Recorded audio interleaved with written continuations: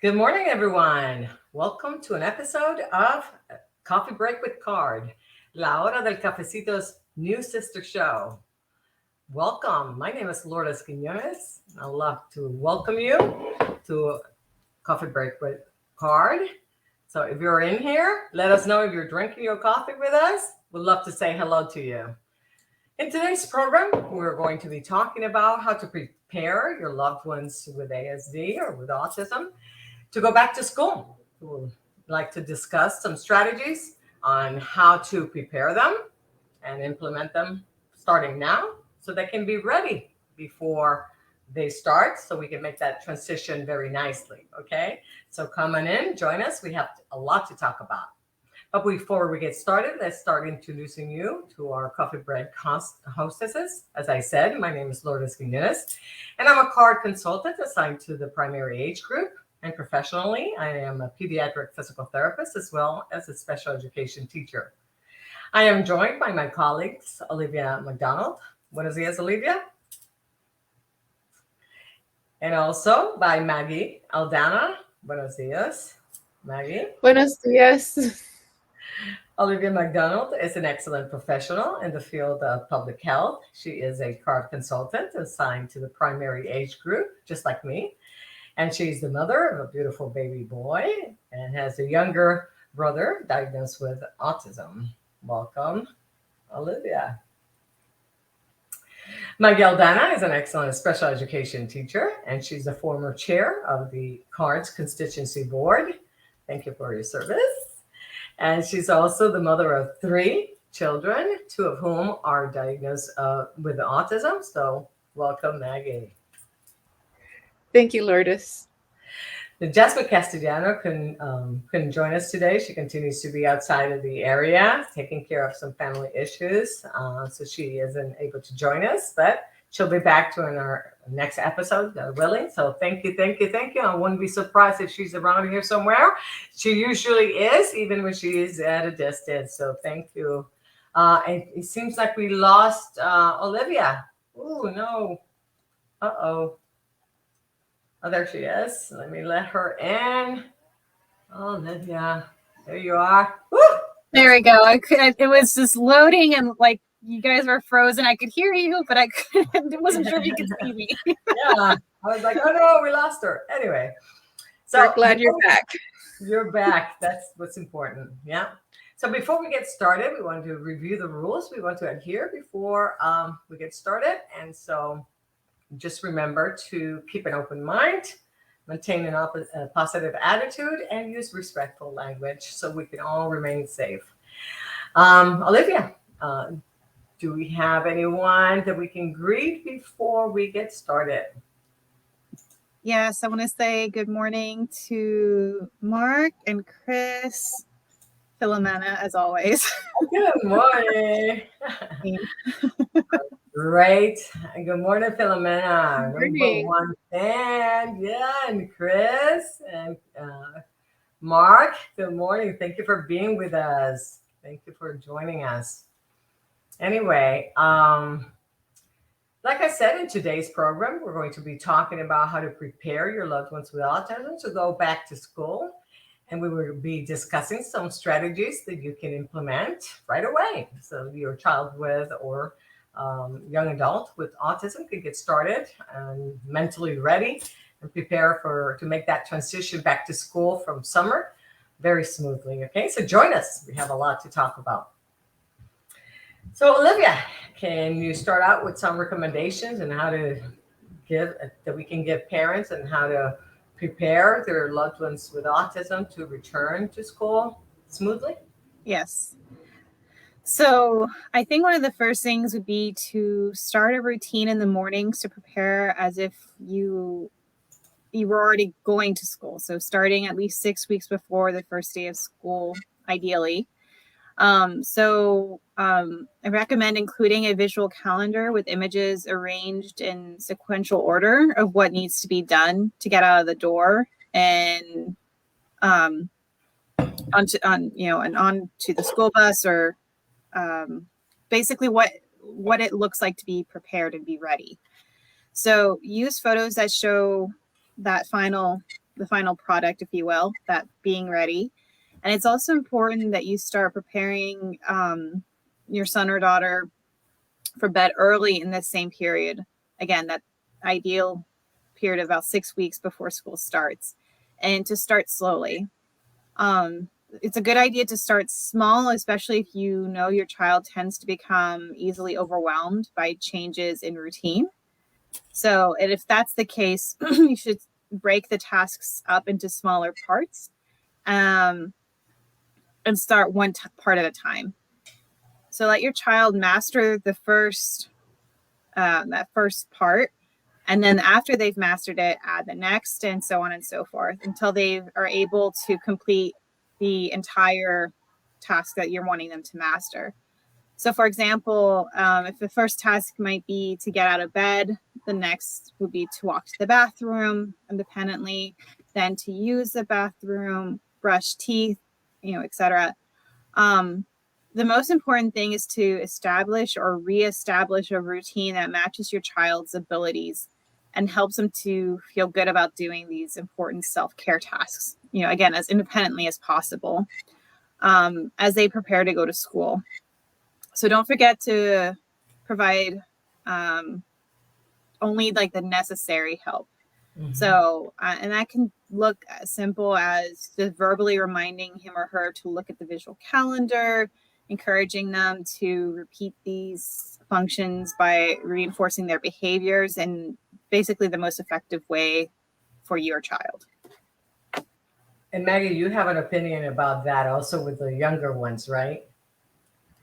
Yes. I was thinking, when you're starting the routines, as a tip for parents is to start the routines the 6 weeks, but then doing one task per week. So, and building upon it. So the frustration, they build upon the successes, like, yay, you were able to get up, 7 days in a row, and then we're going to add one more thing, and they can have visual, like, little check boxes, like, okay, great.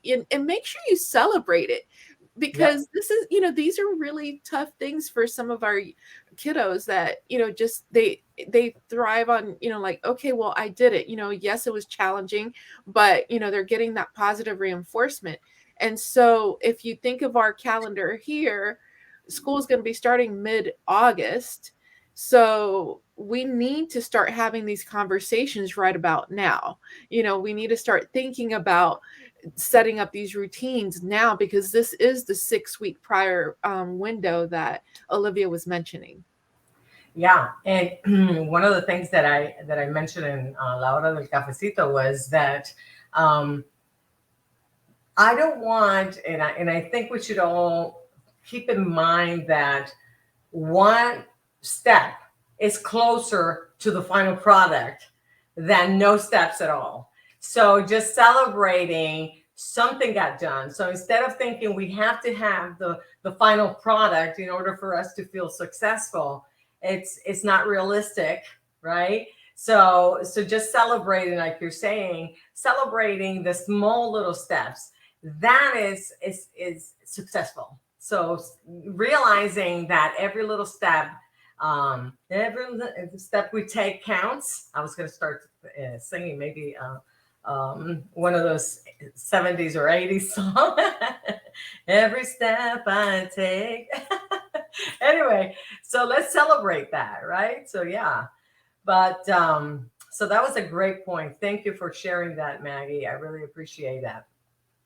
Anyway, so one other thing that I wanted to say in regards to celebrating those things for me is that for parents to realize that goes along with what you're saying, preparing like 6 weeks ahead of time.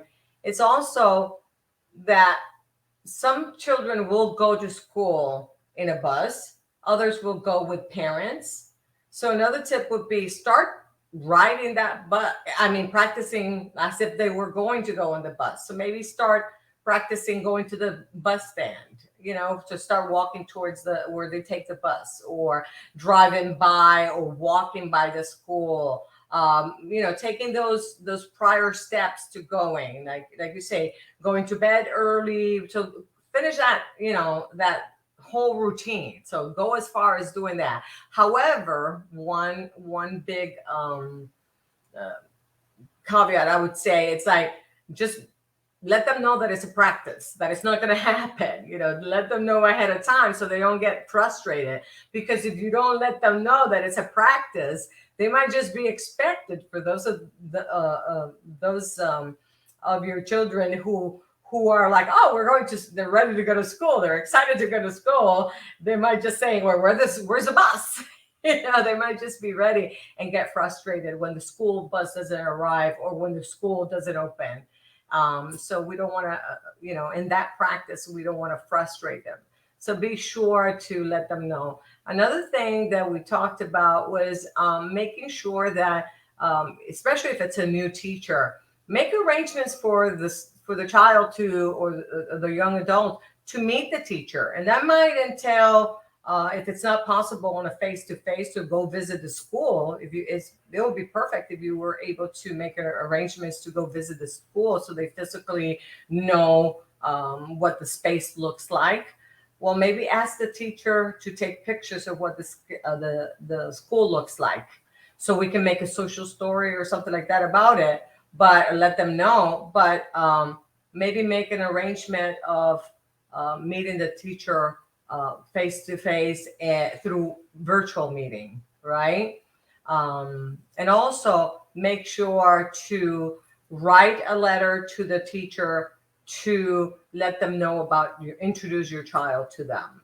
So that way, that starts setting up that communication, that open communication with the teacher, that lets her know, or him, about what your child's preferences are, the subject areas of interest, what it looks like when they're starting to get frustrated. I had a student that every day at a certain time he would start getting anxious. He wasn't able to communicate verbally, and at that time didn't have a means of communication.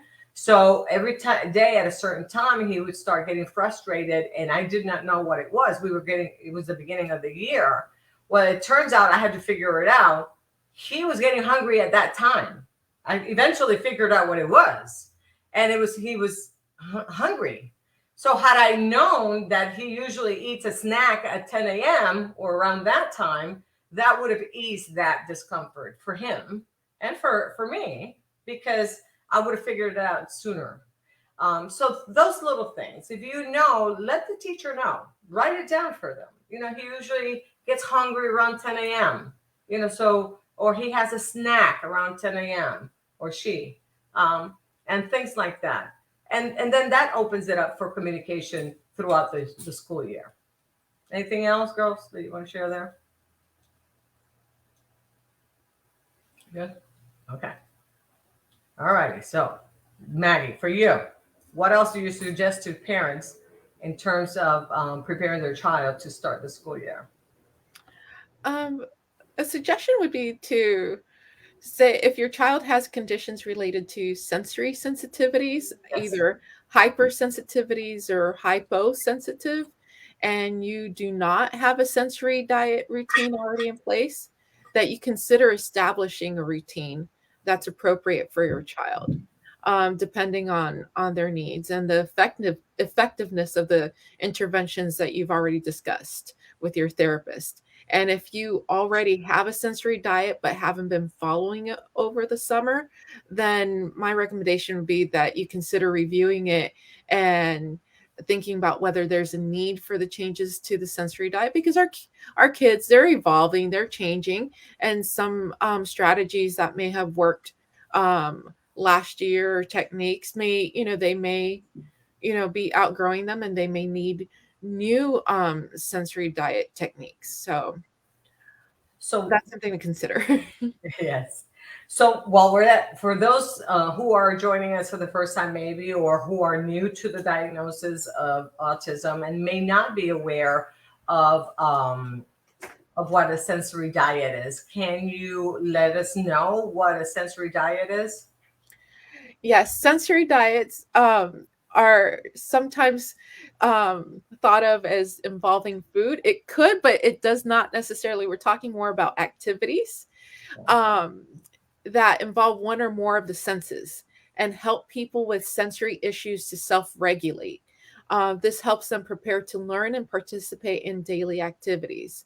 Example would be heavy work, where they might be, their system may regulate if they were to be lifting, like maybe some library books, and you have them kind of like, hey, can you help me pass out the textbooks, or help me, carry this crate of balls out to the PE field. And that heavy work would be regulating for the child that benefits from that type of technique.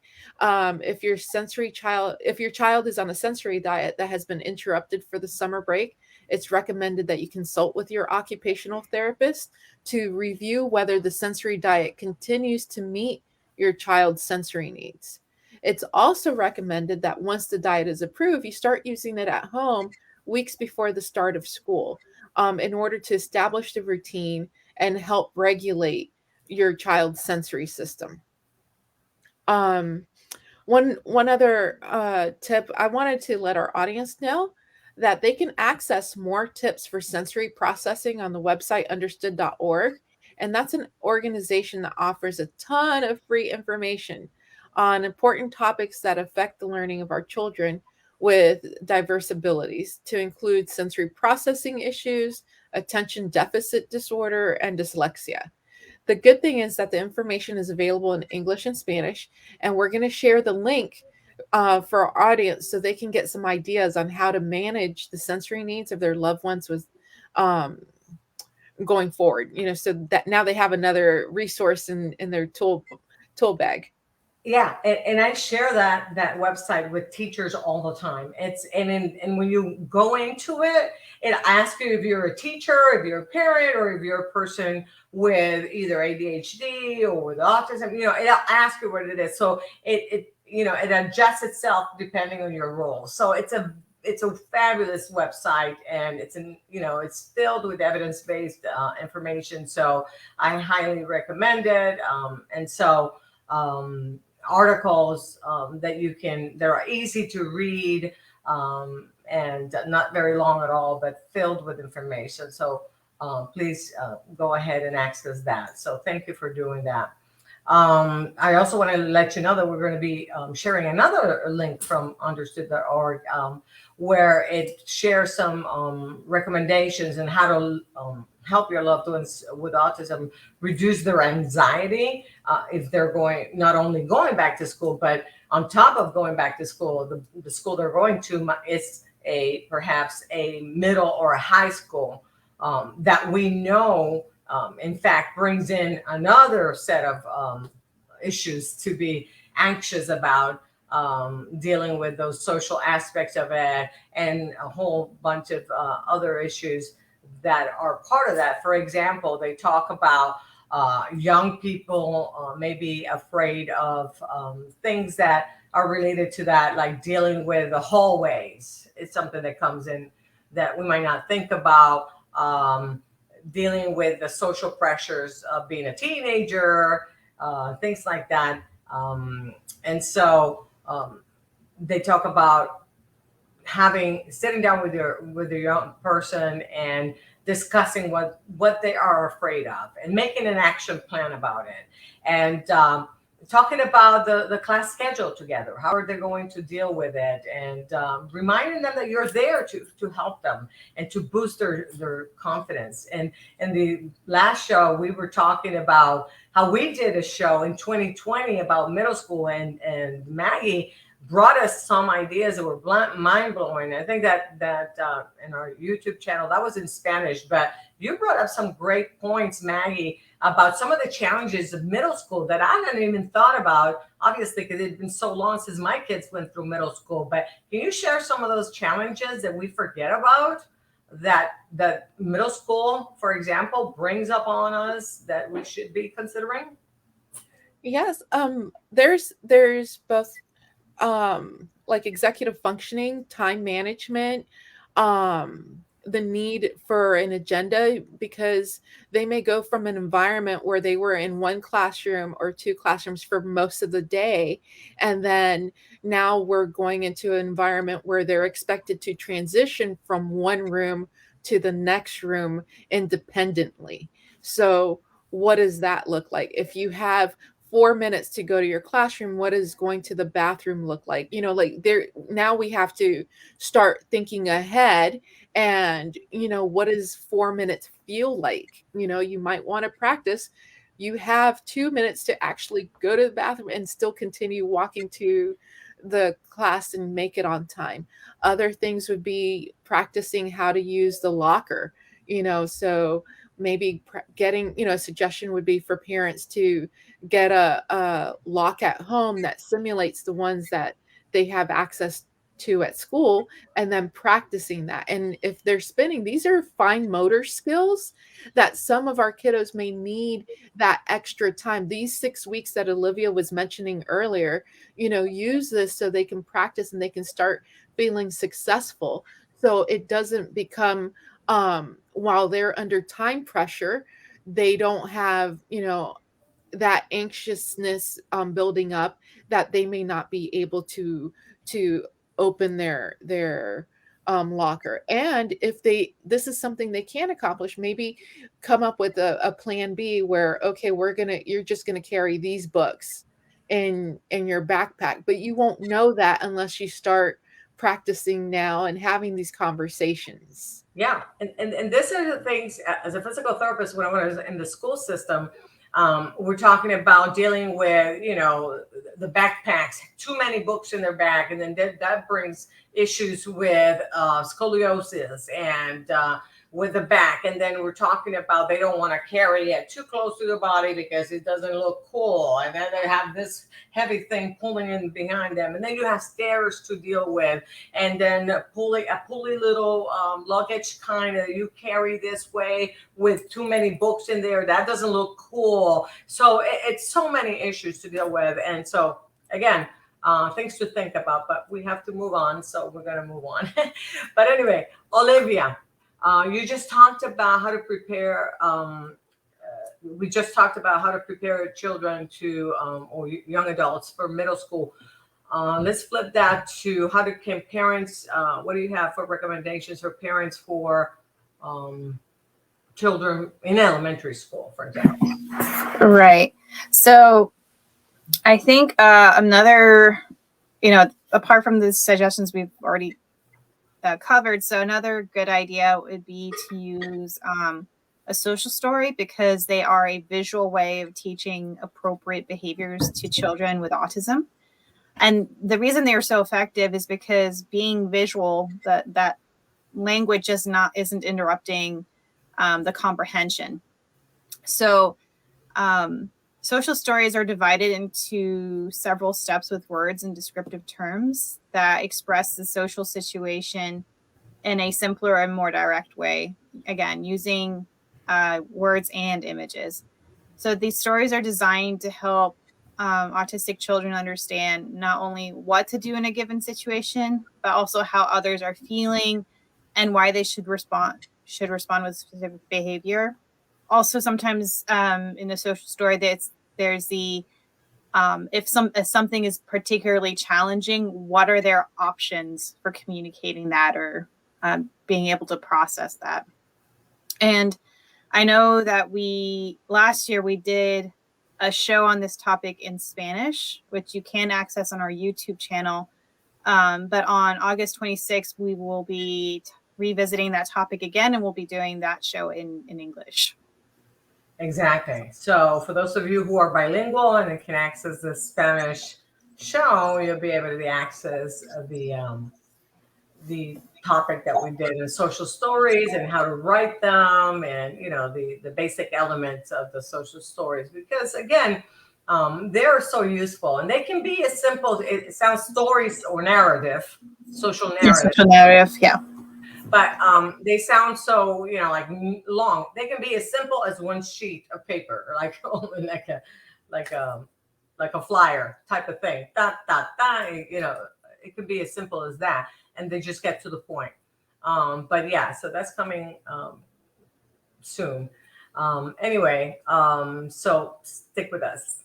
We'll have a lot of information coming back. But anyway, Maggie, other considerations that you have for us back to school?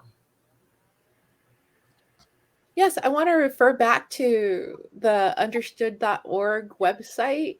There was another interesting article that caught my eye that I thought would be helpful for parents to check out. It was called 13 Ways to Help Grade Schoolers with Sensory Processing Issues Handle School Challenges. And they went over different points in the day, like or challenges that they may have, and then they were giving some suggestions on how we can maybe have strategies to help our children. So things like staying still, situations like music class and recess, or how to be busy with handouts or boards, writing time, lunchtime, art class, circle time, gym class, assemblies and school performances, announcements and fire drills, seeking out stimulation and overstimulation, and were the uh, topics that they covered. And I just wanted to I did bring some ideas, like for staying still in the classroom. A lot of times our kiddos like to fidget, or they have that movement, and that's part of the way they regulate. So instead of trying to ask them to sit still and don't move, um, the purpose is for them to get the activity done, or finish the assignment. There are tools out there that parents can provide teachers, or teachers can look into getting into their classroom, like these wiggle seats are very popular, and so the children can sit on this, goes on the chair, and then it provides a little bit of movement so they can like rock in their chair. But if their hand is still moving and they're still completing their work, this is a quiet activity that doesn't interrupt the class time. It works with their core muscles. They are getting, this is necessary. I do want to stress that for the kids that benefit from this is helpful versus distracting them from not doing the work. This actually helps them regulate and focus.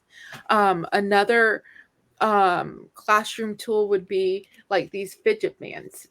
These chair bands go around the legs of the chair, and while the student is sitting down in class, they can be kicking, and it gives you a good resistance. I'm demonstrating this, like I do have to put a little, some effort into like stretching this, and this is good because they can kick it with their feet, while so they get the movement, they get the regulation, and they can sit there and continue doing their assignment. In music class, one of the tips they had is if they are hypersensitive, maybe the sounds are really loud, maybe using soundproof headphones to muffle the sound can be something that the students can benefit from. And you as a parent, we encourage you to go and advocate for your kids, and provide the benefits for both teachers. Demonstrate like this is, the child will be able to get their work done. You'll have someone that's a little bit more calmer, won't have so much anxiety, and be open to learning. And these are just suggestions, and again, there's a ton of ideas in this article for you to go over. And those are excuse me, those are things that, again, number one, I want to say they can be added to the IEP. Number one, they can be added to that letter I talked about that you can write to the teacher at the beginning of the year. Some of the things that are suggestions that you can tell the teacher, especially if it's a teacher that doesn't know your student, or for those students that are going to be entering a regular education classroom rather than excuse me, a special ed classroom. So the teacher might not be familiar with these strategies, number one. Number two, also, I want to say that sometimes, well, I don't want my child to stand out or something. Some teachers, these are strategies that work for all students.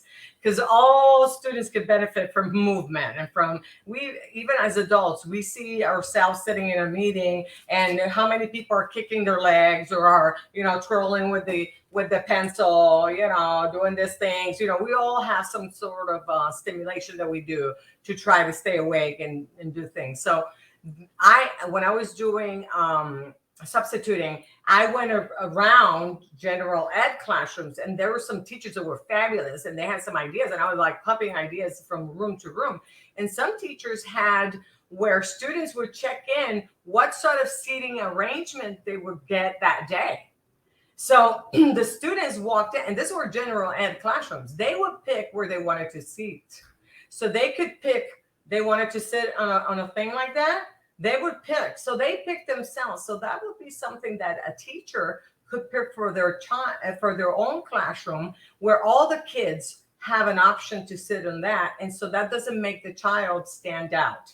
So maybe suggesting to the teacher, maybe getting a grant for that class, helping your teacher get a grant for getting options for seating for that classroom, and setting up a culture in the classroom where seating is different sorts of choices for that classroom, where every child gets to pick where they want to sit that day. And maybe that's why I want to move that day. And so they have to set up rules and regulations about respecting and behaving in a certain way. But anyway, those are options that we just want to say that is manageable, how it can be, and still making everyone feel respected and not stand out. Exactly. And multiple chair. I love the fact that you brought that up, because, for example, the one packet that I have here, they sell multiples in the pack. So it's not, you're not just buying one, you can have them spread out through the classroom.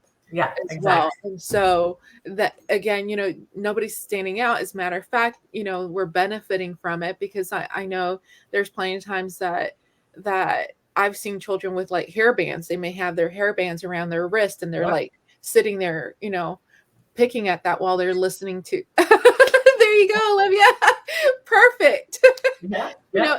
And we don't realize that this is something that is stimulating, and we may need that stimulation even as adults, And so these are tools for success. They're not, something that, you look at as a crutch. This is something that helps us get to our objective. So I'm glad that we're, bringing all of these options out to the peers. So now you can go and dig deeper into these articles, and then see what works, start practicing at home and seeing like, okay, well, this is what's working for my son or daughter while we're doing this task, or we're reading this book at the library. This is they're sitting on a balance ball, and that tends to get them to read longer. So these are all things, look at yourself as a partner in education versus someone that would be not equal at the same level. You know what I mean? Like, just this is a partnership. So there's ideas that abound, and always reach out to the consultants at USF too if you need some suggestions or ideas. So that's what honestly we're all here to do, is to be available and provide you the support that you need. Right. Thank you so much. But anyway, we are in overtime, so we got to skip over. So do we have, thank you for sharing this. Anyone to say hello before we move on? Thank you, Maggie, for sharing that information. We love what we do. You can tell that we love what we do, right? Yeah, and this wasn't planned, guys. I'm just fidgeting with the hair tie. So the only other person I would like to say hello to we didn't catch earlier is to Darcy. So hello, Darcy. Hi, Darcy. Hello, Darcy. Thank you for being here. Well, anyway, I want to say thank you to Olivia and Maggie for helping me bring this information to our audience. Thank you so much. And also to remind everyone that now Coffee Break with Card is going to be coming on the air every other week rather than every week. So our next time up is on the 15th of July, which we're going to be talking about exactly this same topic, more ideas on sensory considerations before you go shopping. And Maggie's going to be bringing us more ideas on some of these fidgets and some of this even clothing considerations before you go shopping. So in essence, she's going to help us save some money before going shopping. So be sure to be here. We're also on the 29th going to be talking about success at school starts at home. So how to set up a corner in your home to help your student focus in studies and other considerations for helping your student or your child make the best of their study time so they can be successful. And I also want to let you know that in the month of October, we're going to be joining forces with some organizations to bring you in person for the first time. And since we started the Arts in the Park event, yes, so we're going to be doing that in October at the Yes Fair event. So I wanted to start letting you know that we are, this time we're looking for artists and maybe some therapy organizations that would like to sponsor a 20-minute creative arts activity and also set up their information booth for the public at this event at the Yes Fair. So for more information, be sure to contact me at lourdesq@usf.edu. And we're going to be sharing the flyer soon. So yes, we're excited. This is going to be at the Old People's Life Center. I think it's called, over in Sly and 56. So in October 1st. So be sure to help us reach out. Okay. Anyway, we're going to be sharing the survey. Just to remind you that we need a survey. Let us know how we're doing. So please, please, please, even if you've done it before, if this information is important to you. So please, we thank you so much for doing that. And be sure to join us on the 15th. Okay? Brings us to the end of the show, but I don't want to go before saying that. Remind you to please give us a like. Be sure to join us here every other Friday at 10:45-ish. And happy 4th of July to everyone. Okay. And just, well, I guess be sure to be here on the 15th, and we'll see you next time. And okay. So before we go, we want to wish you goodbye. Good advice and hot coffee. Next time. Happy 4th. Bye-bye.